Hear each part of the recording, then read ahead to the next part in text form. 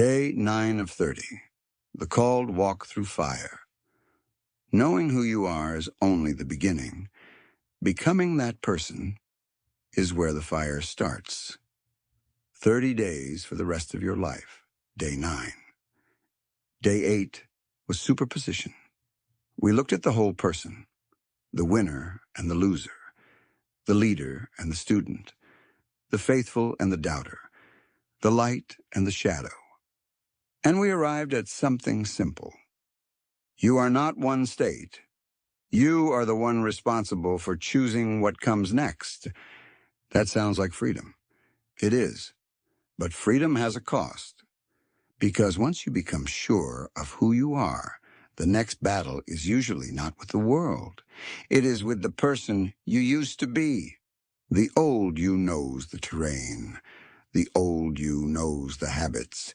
The old you knows which buttons to push. The old you survived by becoming exactly what the old world required. Now you are asking that person to surrender control. Do not expect them to leave quietly. The first persecution is internal. People hear the word persecution and immediately imagine enemies. Sometimes opposition is real. Sometimes people will judge you. Sometimes people will misunderstand you. But the first resistance usually comes from inside. The old personality competes with the new one. The old habits challenge the new discipline. The old fear challenges the new faith. The old anger challenges the new peace. The old need for approval challenges the new conviction. You decide to change. Then 5 minutes later, a voice asks, "Who do you think you are?" That voice knows everything about you. Every failure, every contradiction, every promise you broke before. Every time you said, "This time will be different." The shadow has the entire archive, and now it uses history as prophecy. You were that person before, therefore you will always be that person. No, history is evidence. It is not destiny. The new you will feel off. Transformation creates friction. Not because everybody around you is evil, because systems resist change. Your friends knew how you behaved. Your family knew what role you played. Your co-workers knew what version of you showed up. Your partner knew the rhythms of the relationship. Your children knew what to expect. Then you change. You speak differently. You react differently. You stop participating in things that once felt normal. You establish boundaries. You become quieter or more direct. You stop chasing approval. You start saying no. You start taking responsibility for things you previously blamed on others. To people who knew the previous version for years, the new one may feel strange. Off. That does not automatically mean you are wrong, and it does not automatically mean they are wrong either. It means the system is recalibrating. Real transformation should survive honest feedback. If people who care about you say your behavior has become frightening, reckless, sleepless, impulsive, or detached from reality, faith does not require ignoring them.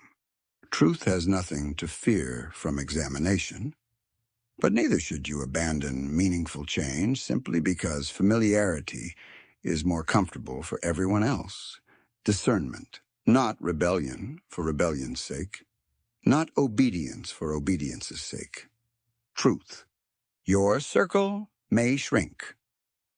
Some relationships were built around who you used to be. Some people liked the version of you who never said no. The version who tolerated everything. The version who stayed quiet. The version who needed their approval. The version who remained predictable. When you change, some relationships change with you, others cannot. That hurts. The circle may shrink. Some bonds may break. Some may return later in a healthier form. Some will not. Do not interpret every departure as betrayal. But do not interpret every long history as proof of a strong foundation either. Day 4 already taught us that. Glass can survive for years if no real weight is placed on it. Transformation adds weight. Then you discover what was actually built. The called are tested. Scripture is filled with people who receive a calling and immediately encounter difficulty. Moses does not receive a mission and then find Pharaoh cooperative. Joseph does not receive dreams and then receive applause from his brothers. David is anointed long before he becomes king. The disciples do not follow Christ into comfort. And Christ himself does not describe faith as insulation from suffering. The pattern is almost the opposite. Calling creates responsibility. Responsibility creates testing. Testing exposes what is real. That does not mean every hardship proves you are specially chosen. Suffering is not a certification. Opposition is not automatic confirmation. Sometimes a closed door is simply a closed door. Sometimes criticism is correct. Sometimes consequences are consequences. Faith requires enough humility to ask, am I walking the path? Not, does resistance prove I must be right? The first is conviction. The second can become ego-wearing religious clothing. Walk through the fire. But when you have examined yourself honestly, when your conscience is clear, when your actions are aligned, when you have accepted correction where correction was needed, when you are no longer running, then there comes a point where you have to walk. Even if people misunderstand, even if the outcome is uncertain, even if you lose things. This is where faith becomes real. Faith is easy when the path is obvious. Faith becomes faith when you cannot see around the bend. You do not know what is coming. You only know, I am not walking alone. That changes everything. Not because God promises there will be no fire, because the fire does not get the final word. One can straighten the bend. There is something human beings desperately want from faith: certainty. We want God to show us the entire map, every turn, every relationship, every loss, every blessing, every reason. Then we will trust him. But that is not trust. That is advanced knowledge. Faith says, I cannot see around the bend. And then he can.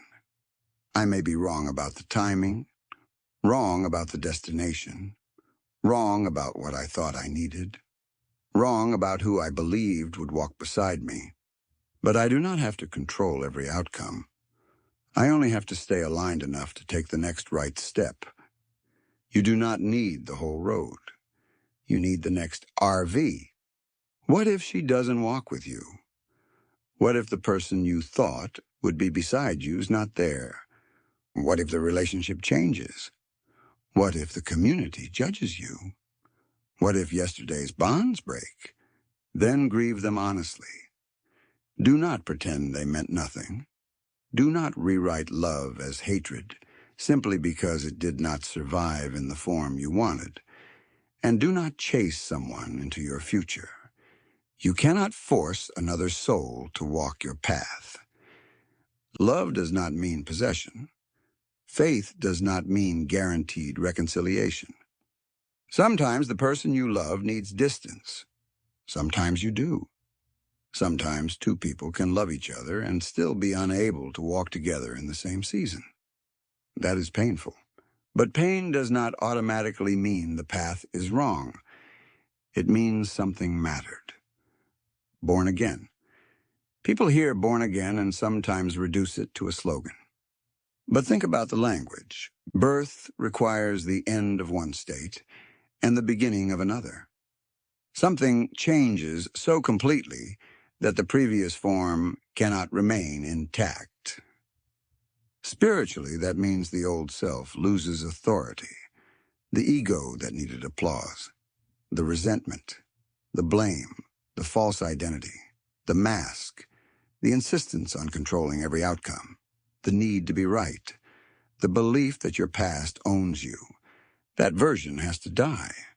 Not physically, not dramatically, internally. The cup has to empty, because you cannot fill something already overflowing with yesterday. The old you does not disappear in one cinematic moment. It dies in decisions. Every time you tell the truth instead of performing, every time you forgive instead of feeding resentment, every time you pause instead of reacting, every time you accept responsibility instead of blaming, every time you choose faith instead of control, another piece of the old structure falls away. And underneath it, something new becomes visible. The cave looks different from outside. Once you begin changing, some of the rules you followed automatically may start looking different. Not laws and not ethics, not responsibilities. Those still matter. But social programming. The endless need to impress, the need to agree with the room, the belief that authority is always wisdom, the belief that popularity equals truth, the assumption that everyone's expectations deserve obedience. Plato's prisoners believed the shadows were reality because everyone around them agreed. Consensus can be useful. It can also be wrong. But leaving the cave does not mean rejecting every rule merely because it is a rule. That is not enlightenment. That is adolescence. The deeper freedom is being able to ask, is this true? Is this right? Is this aligned with conscience, faith, and reality? Then act accordingly. When people cannot explain change, human beings categorize what they do not understand. That is normal. If someone changes rapidly, people reach for explanations. Maybe they think you are having a crisis. Maybe they think you are unstable. Maybe they think you have changed personalities. Maybe they are right about parts of what they see. Maybe they are wrong. Do not build your identity around proving either side wrong.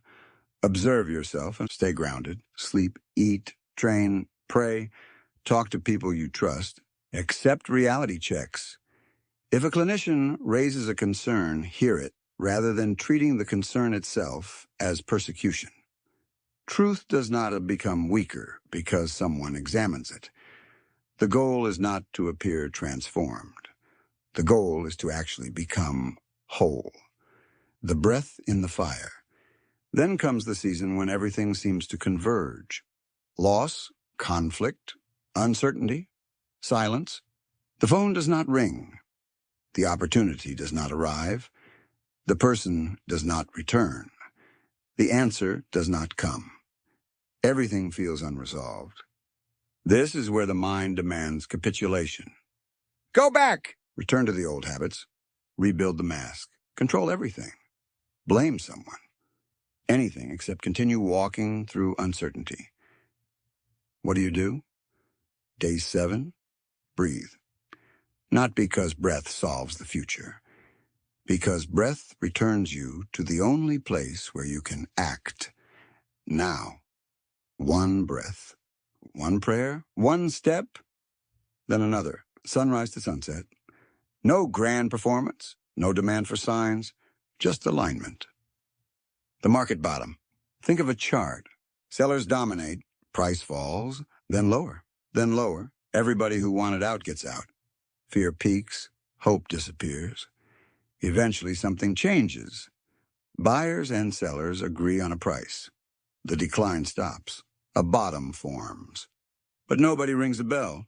In real time, the bottom usually feels exactly like disaster. That is the problem with turning points. They are obvious only afterward. Life can feel like that. Everything gets stripped away. The old identity, the old relationships, the old certainty, the old plans. And eventually there is nothing left to sell. You are standing there with faith, responsibility, and enough strength to remain present. That is enough. Then the curve bends. Growth is rarely linear. For long periods, it looks like nothing is happening. You train, learn, apply, pray, repair, wait, show up, no visible result. Then one day something moves, the conversation happens, the paperwork clears, the opportunity appears, a relationship changes. A problem that survived for years gets solved in hours. The curve bends, then bends again. The S-curve. Slow, slow, slow. Then suddenly fast. Not because magic appeared overnight, because unseen work compounded.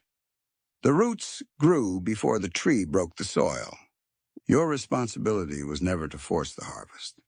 Your responsibility was to keep planting. Due diligence in faith. Markets have due diligence. Faith does too. Not blind optimism. Due diligence. Did I tell the truth? Did I own my part? Did I repair what I could? Did I work? Did I pray? Did I listen? Did I accept correction?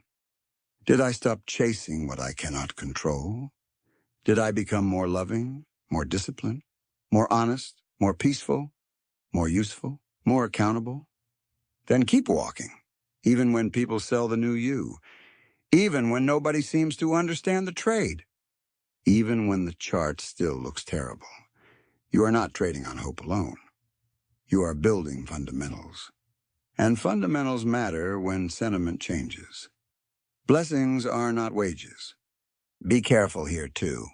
Faith is not a transaction. Do the right things and God owes you a job. Pray enough and the relationship returns. Believe hard enough and your credit score jumps. That is not faith. That is a contract you wrote yourself and handed to God for signature.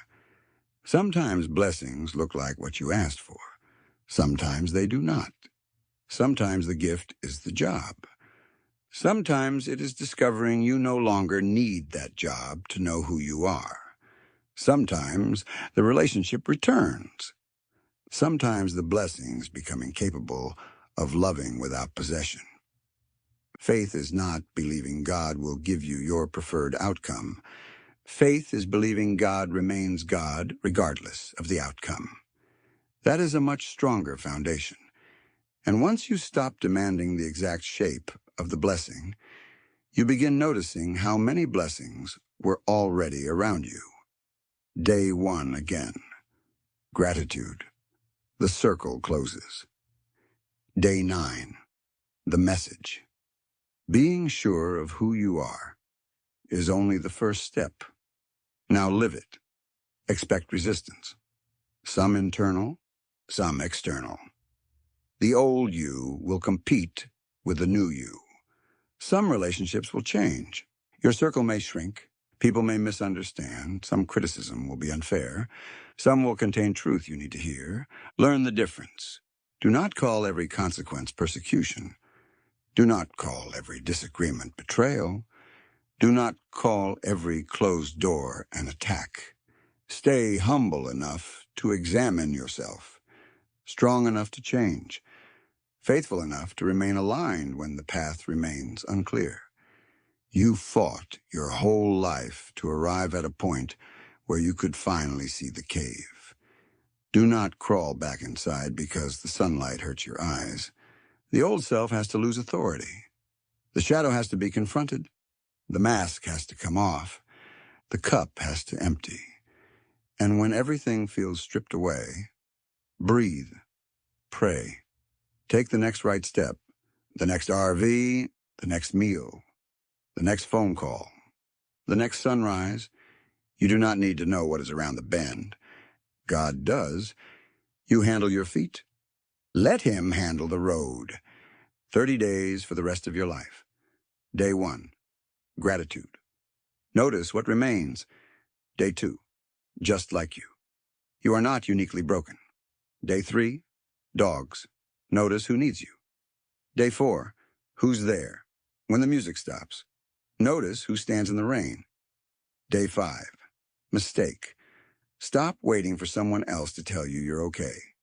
Day 6, sit with it. Stop running from what you already know. Day 7, just breathe. Get to the next breath. Day 8. Superposition. Observe the whole person, then choose who drives. Day 9. The called walk through fire. Stay on the path when becoming new costs you the comfort of being known as the old. You may lose applause. You may lose certainty. You may lose relationships you thought were permanent. You may discover some bridges were glass. You may discover some people are steel. You will discover things about yourself you wish were not true. Good. Now you can change them. The path does not require you to believe you are perfect. It requires you to stop lying about who you are. Faith does not mean expecting every turn to go your way. It means arriving at the turn and saying, I cannot see around this, but I know I am not walking it alone. That is belief. That is surrender without weakness. That is responsibility without control. That is what it means to become new. The called are tested. The chosen walk through fire. But the fire does not tell you who you are. What you carry through it does. Keep your faith. Keep your humility. Keep your village. Keep your breath. And when the curve finally bends, when the light appears, when things begin moving faster than you thought possible, do not call it proof that you were better than everyone else. Call it what it was, grace. Then keep walking.